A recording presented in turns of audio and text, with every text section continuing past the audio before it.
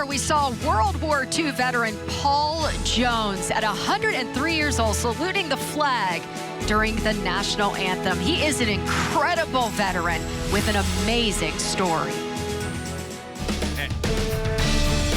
America has seen a lot over 250 years. And so is Paul Jones for the last 103 of them. That's an F-6F Wildcat.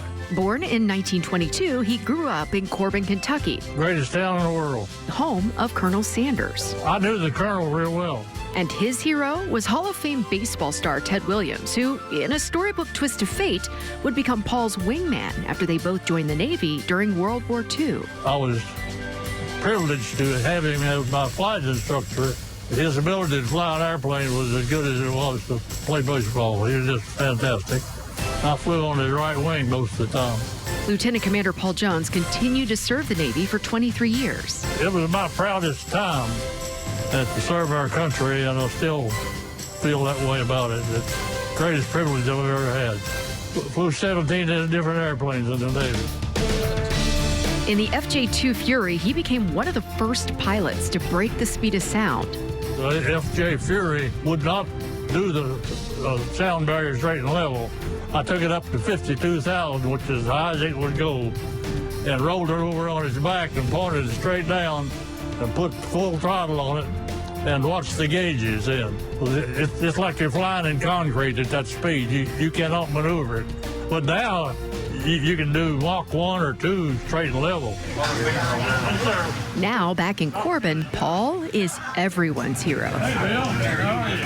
Greatest guy on the continent. I think Paul Jones is a fine fella. He's a legend. You'll find him at Dixon's several times a week for conversation and the daily special with his usual cup of buttermilk. Buttermilk and a hot dog. And believe it or not, at 103 years old, this old fighter pilot is still at ease in the cockpit.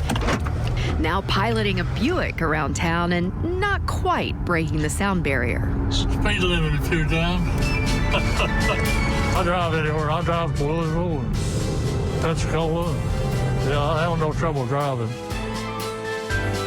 A true American and Kentucky legend still going strong.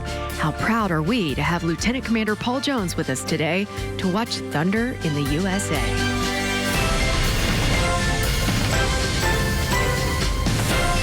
And we are proud to have Paul Jones with us on our set.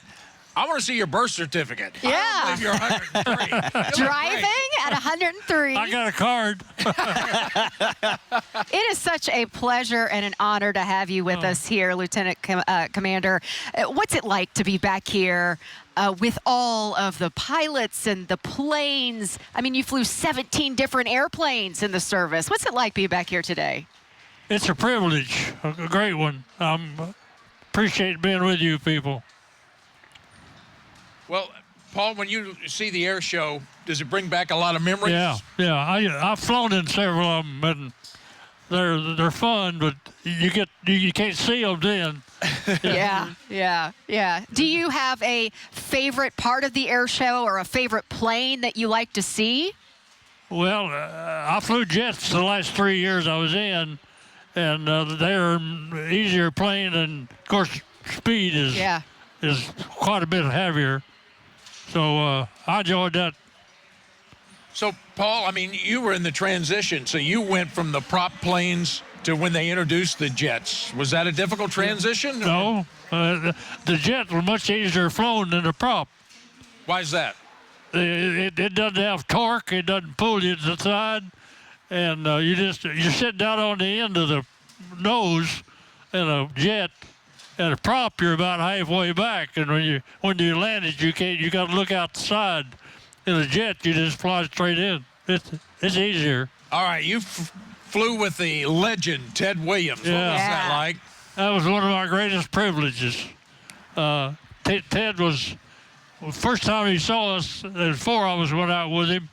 He asked each one where we were from, and when I said Kentucky, he said, "You're a Briar." And that's all he ever called me. He said, "Briar do this and Briar do that." But he was as good a pilot as he was with a baseball bat.